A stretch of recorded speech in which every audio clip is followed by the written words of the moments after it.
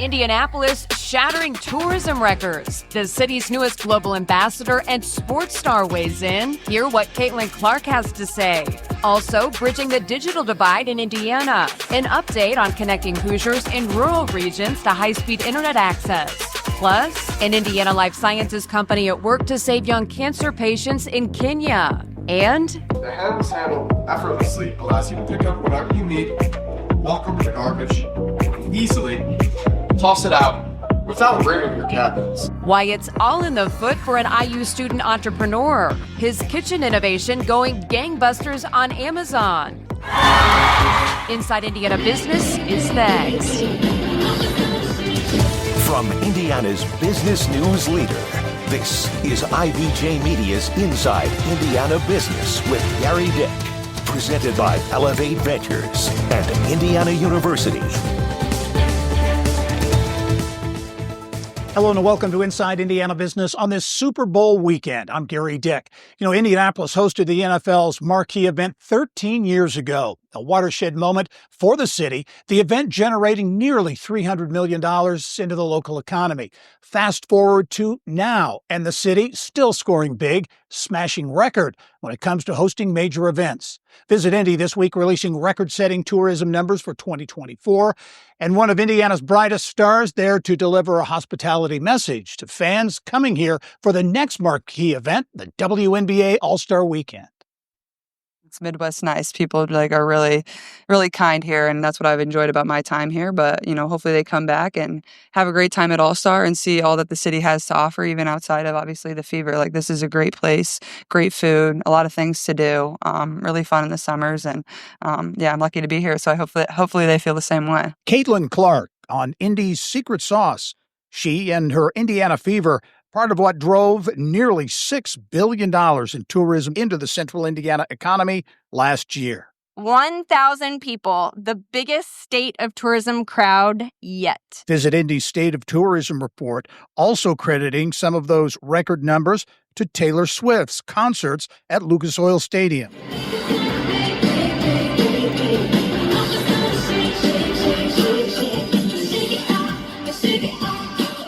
The NBA All-Star Weekend last February. Excited to be here. I think everybody here is having a lot of fun and just showcasing our beautiful city to the world. So looking forward to it. And the old standbys Indy plays host to each year, like the 71,000 who attended Gen Con. Or the more than 36,000 firefighters and rescue workers in town for FDIC's annual convention. This is, and always has been, and will be, the greatest spectacle in racing. This is the Indianapolis 500. Get ready. And, of course, the estimated 400,000 who jam into the Indianapolis Motor Speedway in May. The field of green, Will Power is on the outside. Look, certainly racers, not the only ones seeing green. Visit Indy Executive Vice President Chris Gahl joining me now with more on how Indy is cashing in on tourism dollars. As always, Chris, great to see you. Thanks for having me on, Gary. More record numbers. You saw some of those events, and it's interesting, kind of an eclectic mix, if you will, from Taylor Swift to the WWE, which was just here with WrestleMania. A record crowd, and the WWE was very impressed as well. Absolutely. They were impressed. It was a fun event to host here in our city. When you look at 2024, Gary, every single metric that Visit Indy monitors to see the overall health of tourism was significantly up in the history of Indianapolis tourism. Hotel rooms sold, attendance at some of our marquee events, the sheer volume of events, the number of people clicking into our website to think about traveling. It was the healthiest year in tourism ever, and we feel so proud because of those eclectic events. We were able to smash those records. Yeah, and as you look at it, the reaction not only here in Indy, but from the people hosting these events like the WWE, here's what they had to say. This was an incredible event. I'm not sure how, but I promise you when we get here for the next one, it will be better than this one. And when we get here for WrestleMania, we will blow all this out of the water, right? You haven't seen anything yet.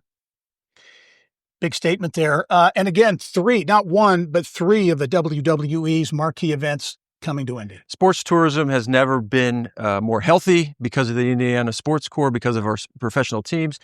we know that we can continue to build upon what we did for Royal Rumble, and we diversified the crowd. How many new people came to Indianapolis because of WWE that might not have otherwise visited our city? So we're so happy that they're here as part of this larger 10-year partnership that the Sports Corps wrestled into place. Yeah, and you put a big focus on medical events. One of them just announced, I guess you've been working on for 22 years. Can you believe the Plastic Surgeons of America will convene in Indianapolis in 2033? For 22 years, we have been courting them, asking them for their business, and finally, they said yes, because of the Pan Am Plaza expansion and the city's growth. That will snap the attention of other medical-related meetings to our city because of the gravitas of the plastic surgeons. Let's talk about, you talk about the expansion of the convention center again, the Signia by Hilton Hotel now coming onto the skyline. How important are those? What will they mean to the bottom line? Well, we're selling Indianapolis into the future. And so what a meeting planner sees on the ground today allows them the confidence to book into the future. So you can see it now 14 stories tall, the Pan Am project. We're booking things well out past 2035. We already have about $2 billion on the books when you look at that project and what it's already done for our city. So each and every day, people are kicking the tires and booking because of the expansion. How competitive? I know the answer to this, but how competitive is it out there? Because Indianapolis is now playing with the heavyweights. Orlando, Denver, San Francisco, Miami, New York, we are daily butting heads, viciously competing in the tourism arena to try to keep our conventions and grab new ones. It's a whole new level of competitiveness now that we have this expanded facility. Yeah. As we wrap up, Chris, future events. A lot in the pipeline, a lot of interest in the College Football National Championship, but also the NFL Draft. Yeah. You're having the oldest sports commission in the nation alongside the Colts and Visit Indy and the Capital Improvement Board. We are still in the running for the draft. We haven't heard. We're still bid on 2 years, right? 2 years. We've given them 2 years of interest. We've shared with them we want to keep the combine past 2026. We've shared with them we want these marquee events. We feel like we're still in the running for the draft. Time will tell. All right. Big numbers. Chris Gahl, is always great to see you. We'll talk to you soon. Thank you. All right. Well, taking a closer look at the impact of tourism across the entire state. It adds up to more than $16 billion for Indiana's economy.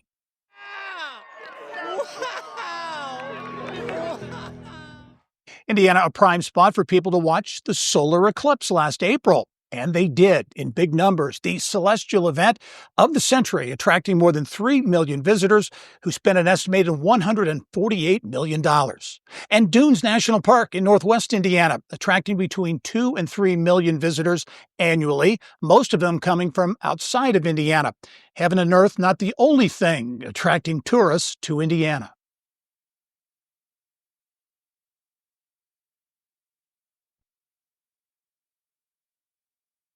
Holiday World and Splash and Safari, a wildly popular tourist attraction in Santa Claus, the park generating $15 million a year in revenue, attracting well over 1 million visitors, and is ranked by U.S. News & World Report as one of the top 17 amusement parks in the country.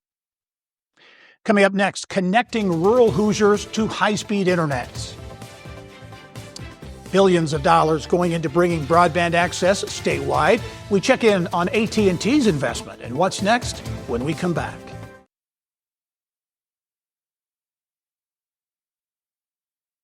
What we need in our county is we have to get that broadband to the last road, and I live on the last road of our county. That's Vanderburgh County farmer Joe Steinkamp's testimony to the importance of bridging the digital divide in Indiana. AT&T Indiana playing a major role in expanding broadband access. In Vanderburgh County alone, AT&T has invested nearly $40 million to provide high-speed internet access to some 20,000 customers.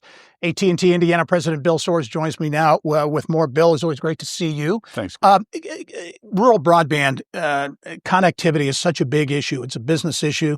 Consumers need it as well. Give us your take on the state of rural broadband connectivity. Connecting people to greater possibilities has always been at our core mission. And of course, in this situation, we're talking about access to just basic internet. We've invested almost $1.9 billion over the last 5 years to help get Hoosiers connected. And a lot of that has been through just private capital, but the state has invested over $300 million and awarded projects to lots of providers. We've been a part of 18 different projects over the last 4 years, bringing broadband to portions of Vanderburgh County, Warwick County, Delaware County, Clinton County, all over the state. There's never been more fiber being deployed, all with the purpose of connecting Hoosiers, but there's still work to do. It sounds like we're at a watershed moment, too. You mentioned the state investment, which has been substantial, but now there's a huge pot of federal money that folks are going to be up for grabs really in the week ahead. This is the last big push, really. The state of Indiana estimates that there's about 144,000 homes and farms that still lack adequate broadband connection. There's 51 broadband providers from all around the state that have certified to participate in this program. All of our applications are due on Wednesday. The state's run a really clean program, very good and collaborative. And so I think the optimal goal here is that every single Hoosier has access to the internet within the next few years as a result of this program and partnerships that have come before. As you look at Indiana's economic development future, put into perspective how important that connectivity is. Well, we've talked for years about the tech community and the entrepreneurial and innovation economy and how that traditionally centers around Indianapolis and some of our regional hubs. This truly brings those opportunities to rural Indiana. And of course, the farmers. As you know, we did the entire Vanderburgh County. Every home and every farm in the county has access to 10 gigabits.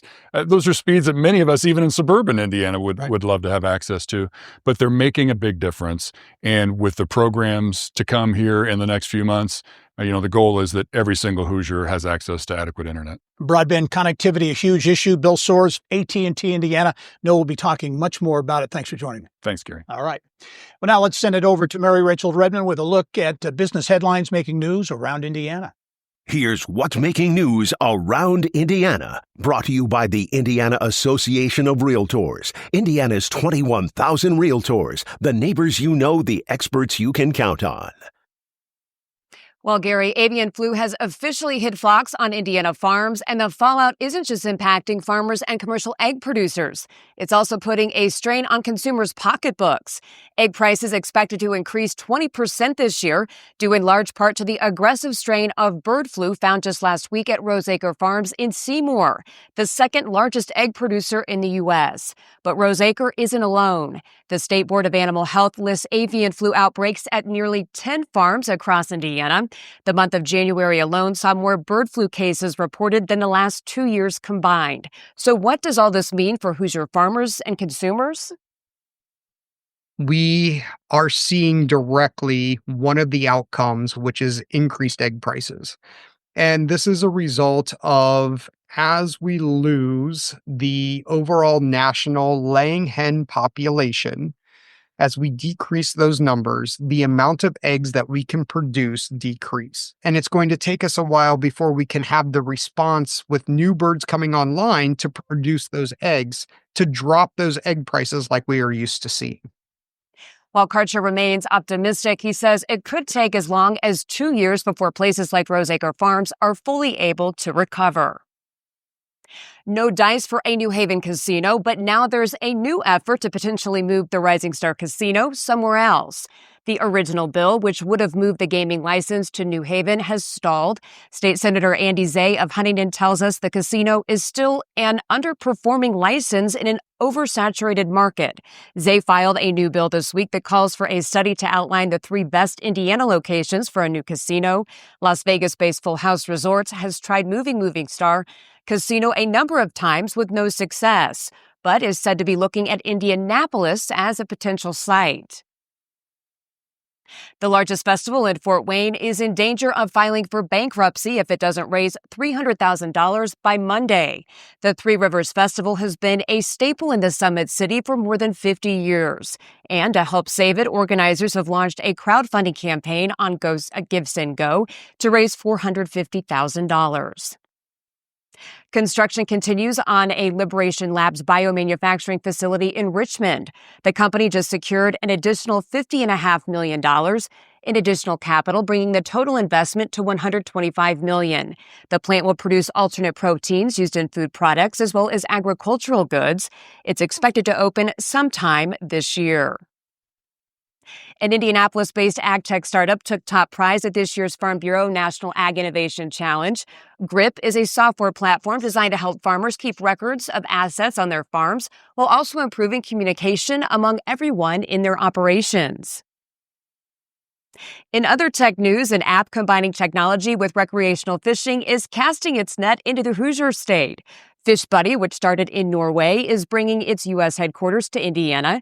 Fish Buddy uses AI and satellite data to help fishermen discover the best locations to fish and analyze their catches, among other features. A specific location for the headquarters has not yet been announced. Thanks to all of you for talking here, and I hope the folks at home see you and see you're all right. You cannot tell the story of World War II without Ernie Pyle.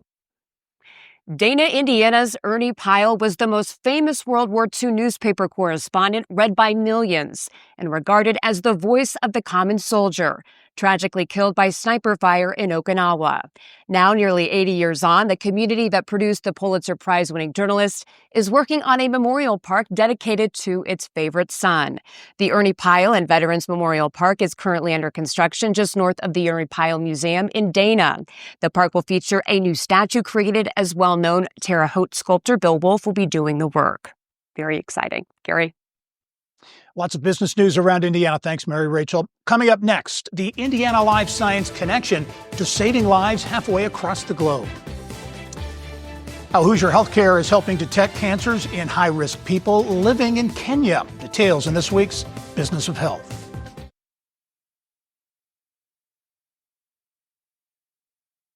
There is something special about Africa. As a continent of 54 diverse countries, Africa offers natural beauty. Unfortunately, Africa also has a problem. That problem? Too many cancer cases going undiagnosed. But Hoosier Healthcare is playing a big role in reversing that trend. Business of Health reporter Kylie Valletta here now with more. Kylie. Thanks, Gary. An Indianapolis company has already shown this project in Western Kenya is saving kids' lives, and now it's getting a big boost. Beckman Coulter Life Sciences partnered with Indiana University 6 years ago to ramp up testing for childhood leukemia and lymphoma. If caught early, the cancers are curable, so Beckman Coulter provided the high-tech equipment and training to spot the cancer.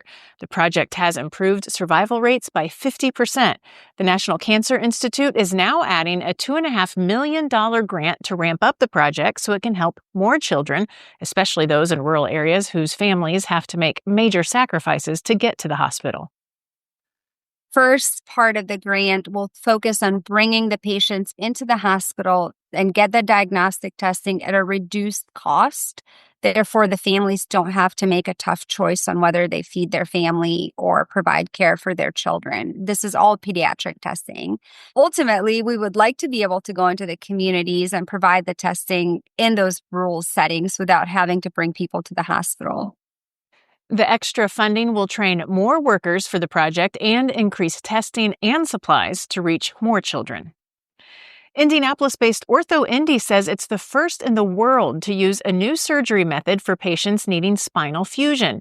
As part of a clinical trial, Ortho Indy says a Hoosier is the first patient to have a newly approved spinal fusion implant called OsteoAdapt, which was developed by a medical device startup on the East Coast. It also allows surgeons to access the spine while the patient lies on their back, rather than their stomach, which is the traditional method. Ortho Indy is looking for more Hoosiers with degenerative disc disease who want to be part of the trial. A pair of Indianapolis businessmen are hopeful the hits will keep coming for indoor pickleball. We first told you about Ron Brock and Dave Gilreath opening a pickler location at Keystone Crossing in Indianapolis last summer.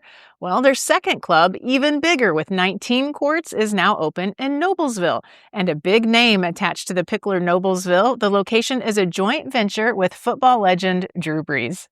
I graduated with a degree in management from Purdue, so I always hoped that my management degree would come back and give me the opportunity to, give back and invest in the communities that have meant so much for me. And this is the second of 6 pickler clubs the duo plans to open in central Indiana.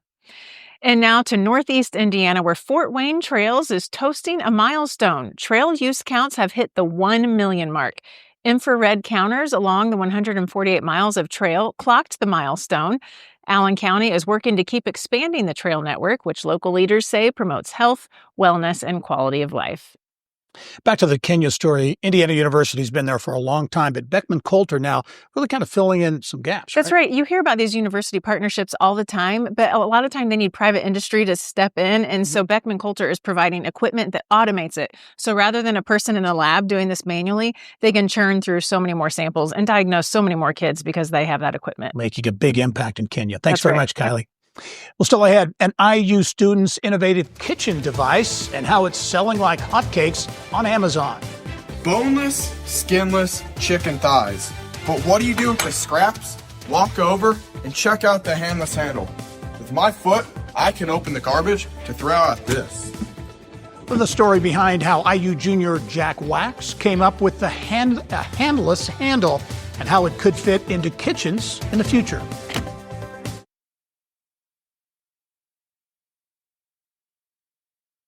Time now for our Eye on Education, brought to you by PNC Bank.